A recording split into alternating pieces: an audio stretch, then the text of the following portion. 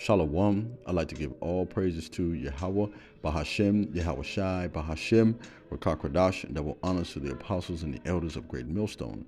I came across this video posted by Sonetta, and it was posted 12/14/2022, so it's a relatively old video, but it's news to me.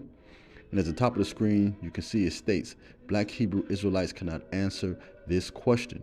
And before we get into this individual's burning question, you can look in Jake's eyes and also view what's draped behind him, that this Jake is lost here. But as the scripture states, our people are revolted and gone. And this man, he's bringing prophecy to life, because it's stated throughout the scriptures, we will be scattered into the four corners of the earth and worship false gods. But nevertheless, let's get a tidbit of information so you can understand who's asking you the question. See, brothers, you must comprehend, when you deal with these Egyptologists, they worship many gods. In this quick article here, I'll read the top paragraph. It states, the 16 most significant gods of ancient Egypt. Let me come down here, and as you can see, there's a photo of a statue and so forth there, but it states, the gods of ancient Egypt are fascinating. And to be honest with you, it's good to read at times how bugged the hell out our people have become. In the book of Isaiah, it states, we have become like people who are not called by your name. But nevertheless, let's continue. And often a complex subject featuring nearly 2,000 recordable deities. Many Egyptian gods overlap at various points in aspect, role, and even identity. The north cities of Memphis, south, and Thebes, north, also had gods they favored. Read on to learn more about the pivotal gods of Egypt, their portrayal, and responsibilities they held. But we know we don't deal with Egyptology, man. It's basically idolatry, as stated in the book of Psalms, chapter 96, verse 5. For all the gods of the nations are idle, but the Lord, which is his name is Yahweh, made the heavens. Now, let's go back to this individual's burning question. All right, Port City. And we're going to filter his question through the scriptures and also empirical data. Let's get right into it. Do you have any question, brother? Yeah, I got a couple questions. I like your background, man. Love your background. Loving the background. Thank y'all for having me on the panel tonight. I appreciate everybody here. I just got a question. Where do we find the Hebrew culture in West Africa? Good question. Before European had contact with us. And where do we find the Hebrew culture in the early Americas and in South America and the Caribbeans? Where does that culture transfer from Africa and get taken over? Like, I haven't seen it. And this individual, even if you show it to him, he won't accept it because he's not part of the elect, right? Let's first understand something, man. Let's go to West Africa. And in all fairness, let me come out of this and let me go back to something. He attempted to debunk this fact I'm about to bring up here with this brief TikTok video, where it states, there is no kingdom of Judah in West Africa. Sorry, Hebrew Israelites. But basically in that TikTok, he went and spoke to what I'm going to deem the village idiot about a historical fact. You got to remember something. We had no ability to print maps and or signs. We had no power, right? For many, many years. But nevertheless, let's go into images here in the kingdom of Judah in West Africa. And this is common knowledge here. You can look this up too, brothers, in your own time if you've never been posed with this kind of question or never came across it. We can see the kingdom of Judah here on the west coast of Africa. And those of us in this knowledge, we know the west coast of Africa was the slave port, where our people were taken from the west coast of Africa because we fled to the west coast of Africa after we fled Israel due to 70 AD. And from the west coast of Africa, we were captured there by the Canaanites and sold into slavery, as prophesied throughout the scriptures. And as you can see in the slave trade, we were sent to South America, Mexico City, New Orleans, Richmond, Virginia, so on and so forth, all throughout the four corners of the earth, as prophesied, right? Let's go to Virginia real quick. And this is common knowledge amongst those of us who are in this truth. Free blacks of Israel Hill. This is in Virginia. And I won't read every single aspect of it, but you brothers should be writing this down so you can look it up in your own time. We all should be like what? Bereans. And it reads, just to the west lies Israel Hill, settled in 1810 through 1811. Approximately 90 former enslaved persons who received freedom and 350 acres from Judith Randolph under the will of her husband, Richard Randolph, cousin of Thomas Jefferson. these Israelites and other free black African Americans. Read it again, these Israelites. And you can look that up in your own time, right? Let me go from there, right? What's the next fact? He said it throughout the South Americas and the Caribbeans, right? This is another fact here. 800 stones with the Hebrew writing in Puerto Rico authenticated. That means proven to be right. Let me scroll down here. This man, this Jake here, this man, right? Who could be potentially Northern Kingdom, right? Look what they discovered. 800 stones. These mysterious origins of a collection of mysterious statues from Puerto Rico, long ago believed to have been made by Jews from the 10 lost tribes exiled from the land of Israel in ancient times, are now closer to being understood thanks to Israeli technology. Let's go from there, right? So we went to Virginia, we went to South America. He said, where did he see it? Translated over, right? Remember, brothers, the first African Baptist church in Savannah, Georgia. And of course, YouTube, under the Fair Use Act, I'm going to utilize this snippet to edify here.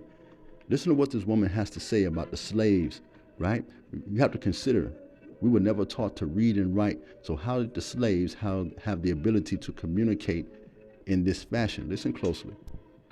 This is First African Baptist Church, the oldest black church in North America.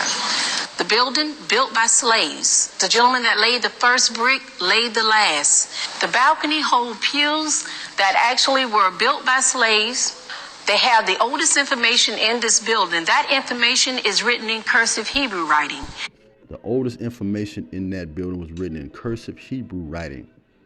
What would these slaves, if you were a brother, I'm sorry, pardon me, if you were Jake in the world that believes in Egyptology, where would these slaves would have been taught this? It would have to have been part of their heritage, right? Because it was against the law for us to even learn how to read and write. Let's continue.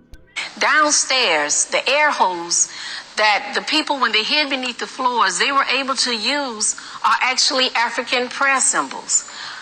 This building was built during the night hours. It was also not only used as a place of worship, but it was used as a place to help out on the Underground Railroad. One of the greatest missions, I believe, ever taken out and carried through was handled beneath the floors of First African Baptist Church. There are many items in here that now stands as proof of the Underground Railroad.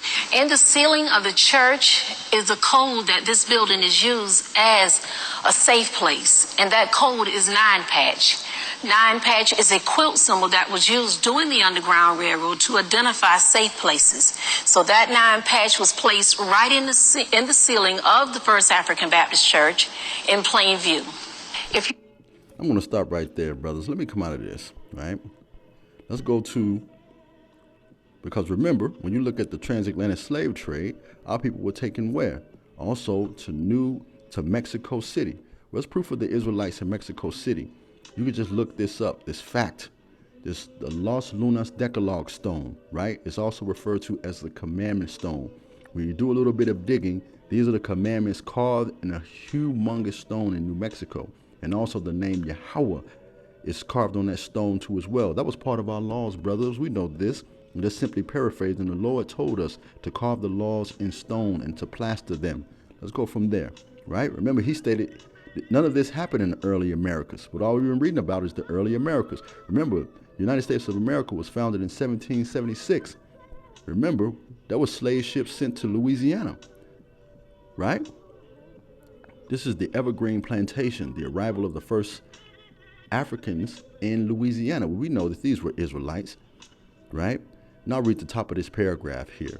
It reads, the first slave ships from Africa arrived in Louisiana in 1719, only a year after the founding of New Orleans.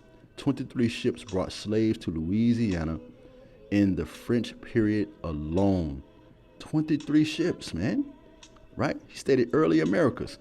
It stated this, 1719. Let's do something just for shits and giggles. 1719, right? This was 1810 through 1811, right? Remember, that church in Georgia, I believe it was established in 1777. You brothers will have to do the fact checking on that one. Now let's go back to this Egyptology piece. Remember, the Lord stated in Deuteronomy chapter 28, verse 64, "Then the Lord shall scatter you among all nations from one end of the earth to the other. There you will worship other gods, gods of wood and stone, which you nor your fathers nor your ancestors have known." Let's go from there. Deuteronomy chapter 29, verse 26. They went off and worshiped other gods and bowed down to them, gods they did not know, right? Gods he had not given them, because he's our true living power. Judges chapter 2, verse 17. Yet they would not listen to their judges. They wouldn't listen to the judges then and are listening to the prophets now. They can care less, but they prostituted themselves to other gods and worshiped them. They quickly turned from their ways of their ancestors who had been obedient to the Lord's commandments. See how people perpetually go off. It was going off back then and they are going off now. This Jake here, like I said before, let me go back.